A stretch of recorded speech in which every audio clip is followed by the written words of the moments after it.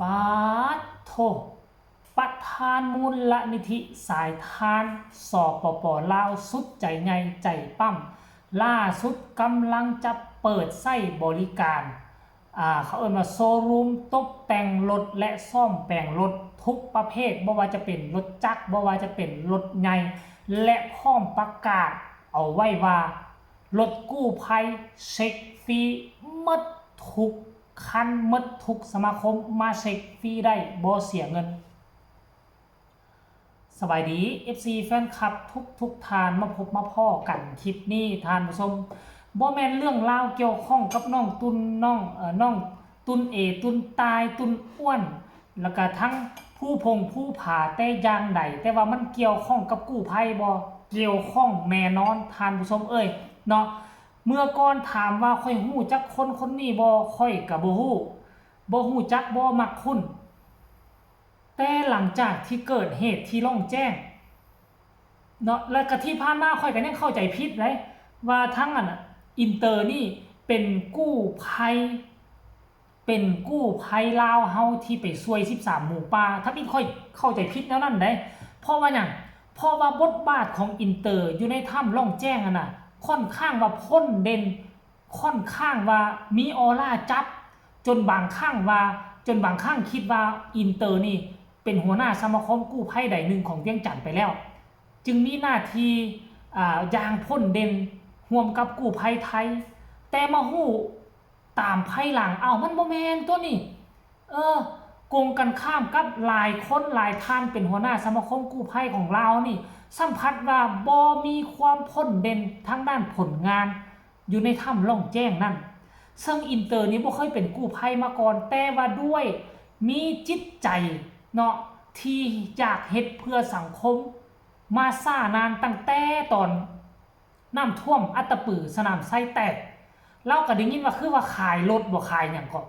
ไปซื้ออาหารการกินไปบริจาคเครื่องของถึงขนาดนั้นพุ่นน่ะ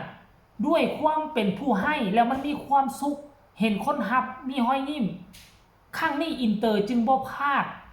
ติดต่ออยากจะสนับสนุนเข้ากองให้กับทีมงานกู้ภัยไทยให้มาแวเอาบัตรมาแวเอาถามไปถามมาทั้งกู้ภัยไทยเพิ่นขาดรถอยากได้รถไปส่งอยู่ทางล่องแจ้งรถแก้เครื่องนี่มันบ่สามารถเอาขึ้นเครื่องบินไปได้หมดเดี๋ยวมันเต็มเด้ก็เลยเสนอทั้งอินเตอร์ก็เลยช่วยซอกหารถให้เนาะก็เลยได้รถไปส่งฟรีแหละท่านผู้ชมจากเดิมที่เอารถจากผู้อื่นนี่เสียเป็นหมื่นกว่าอินเตอร์จัดให้และอินเตอร์ก็ไปส่งให้ด้วยตนเองนับจากมื้อนั้นมาฮอดมื้อนี้ผลงานของอินเตอร์พ้นเด่นจนกระทั่งจบภารกิจนั้นกลับคืนเข้ามาสู่เวียงจันทน์แล้วก็ยังไปส่งทีมงานกู้ภัยไทยถึงหนองคายค่อยก็ยังคิดว่าอินเตอร์นี่เป็นกู้ภัยหัวหน้าสมาคมกู้ภัยทั้งฝั่งเวียงจันทน์ได้บัดเอาไปเอามาแล้วบ่แม่นเฮ้ยจากความดีที่เฮ็ดให้เห็นประจักษ์ตาแก้สายตาสังคมทั้งฝั่งลาวฝั่งไทยจึงเฮ็ดให้กู้ภัยสายทานทั้งฝั่งไทยไว้เนื้อเชื่อใจก็เลยตกลงปลงใจโอ้ร่วมกันจะเปิดสมาคมกู้ภัยสายทานสาขาอยู่ประเทศลาวสาขาแรกโดยให้ทั้งทานอินเตอร์บุตรนาโคเป็นผู้รับผิดชอบเป็นผู้บริหารตอนนี้ได้ว่าเพิ่นเป็นว่าที่หัวหน้าสมาคมหรือประธานสมาคมสายทานแห่งสปป.ลาวเพิ่นก็ได้สร้างสรรค์ผลงานแล้วได้บัดนี้เนาะเป็นว่าที่ในเมื่อ1วันที่ผ่านมานี่เพิ่นก็ได้เขาว่าได้สร้างตั้งเนาะห้านซ่อมแปลงรถครบวงจรบ่ว่าจะเป็นรถจักรรถใหญ่ครบวงจรเลยทุกคนรถใหญ่รถจักรมาได้มาซ่อมแปลงน้ำห้านเพิ่นได้เนาะแล้วเพิ่นก็พร้อมเขียนว่ารถกู้ภัยเช็คฟรีพร้อมจะเปิดให้บริการไวๆนี่เสริมสวยตกแต่งและซ่อมแปลงรถใหญ่รถจักรครบวงจรป๊าดโถอยู่บ้านเฮานี่มันหายากได้ส่วนใหญ่แล้วคันเขาเจ้าเฮ็ดห้างนี่เฮ็ดโชว์รูมเฮ็ดโกดังใหญ่ขนาดนี้น่ะเขาเจ้าก็สิซ่อมแปลงแต่รถใหญ่ รถจักรนี่บ่ค่อยซ่อมเพราะว่ารถจักรนี่ค่าซ่อมมันก็ถูกเนาะกินกำไรบ่ค่อยได้หลายบ่คือรถใหญ่แต่อันนี้เพิ่นเฮ็ดครบวงจรเพราะว่าเพิ่นมักฮักในรถซิเกมรถวิบากเพิ่นก็น่าจะซ่อมแปลงรถใหญ่กับรถวิบากเป็นตัวหลักสำหรับรถทั่วไปนี่เพิ่นก็จะซ่อมแต่ก็ฮักว่าดนๆน่าจะมีมาเทื่อนึงแต่สำหรับรถใหญ่กับรถวิบากนี่ค่อยคิดว่านี่น่าจ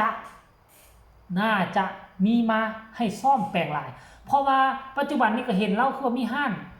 เนาะห้านขายอะไรรถวิบากห้านซ่อมแปลงรถวิบากอยู่ได้ห้านตกแต่งมีอยู่ได้อันนี้เริ่มจากน้อยไปหาใหญ่ปัจจุบันนี้คือเปิดขึ้นมาอย่างใหญ่เลยแหละท่านผู้ชมมีหลากหลายธุรกิจในวัยเพียงแต่น่าจะ20กว่าต้นๆบ่ฮอด30บ่เบิ่งสีหน้าค่าตาท่านผู้ชมแต่ถือว่าเป็นผู้หนึ่งที่ประสบผลสำเร็จอย่างใหญ่หลวง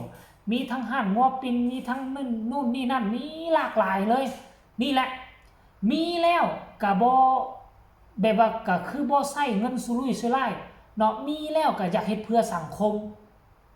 บางคนมีแล้วก็อวดองค์ทะนงโตไปใช้จ่ายกินฟุ่มเฟือยนู่นนี่นั่นบ่ค่อยมาติดดินแต่กับอินเตอร์นี่ยอมรับนิสัยนี่สุดยอดนิสัยนี่ผ่านแล้ว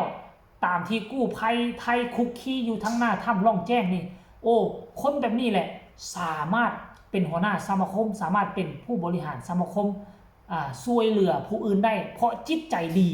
เนาะจิตใจดีอันนี้คือยกโป้ให้เลยเนาะท่านผู้ชมแล้วก็ทีมงานบรรดาตุนโดยเฉพาะคือตุน A อยู่กับสายทานถ้าหากว่าไปฝึกฝนรอหลอมจบมาแต่ไทยก็จะมาเป็นกำลังหลักให้กับทั้งอินเตอร์เนาะกู้ภัยสายทานอินเตอร์นี่อาจจะเป็นผู้บริหารเรื่องเงินคำบริหารเรื่องนู่นนี่นั่นเรื่องสำคัญแล้วก็สร้างการมาให้ผู้ปฏิบัติหน้าที่นั่นก็คือทั้งตุน A อาจจะมีตุนตายมาผสมกันอาจจะมีตุนอ้วนต่างๆนานาหรือเผลอๆก็อาจจะมีทั้งผู้ผ่าเข้ามาแจมน้ำก็เป็นไปได้เนาะอันนี้ถือว่าเป็นข่าวดีที่สุดสำหรับ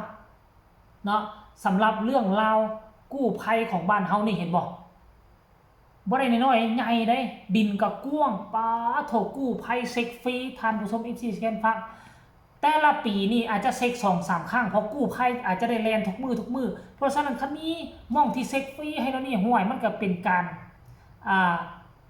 อันเป็นการเฮ็ดให้ทีมงานกู้ภัยมีความมั่นใจในการใช้รถตามท้องถนนคันเฮาบ่มีการเช็คแล่นไปเปเพแล่นไปเปเพห่วยมันก็ยากเด้จากที่จะเอาคนเจ็บไปห้องหมอได้ดับกลางคันถ้ากรณีว่าเช็คฟรีแบบนี้ก็ไปเช็คเป็นระยะคันเฮาฮู้ว่าตัวใดเปเพเฮาก็จะซ่อมแปลงเพื่อเฮาออกงานมันจึงจะรอดปลอดภัยทั้งคนเจ็บและทั้งกู้ภัยนั่นเองเนาะอันนี้ก็ขอเอามานำเสนอมาฝากมาต้อน FC แฟนคลับทั้งฝั่งไทยฝั่งลาวก็คือว่าที่หัวหน้ากู้ภัยสายทานแห่งสป.ลาวจิตใจเอื้อเฟื้อเผื่อแผ่เนาะประกาศลั่นรถกู้ภัยเช็คฟรี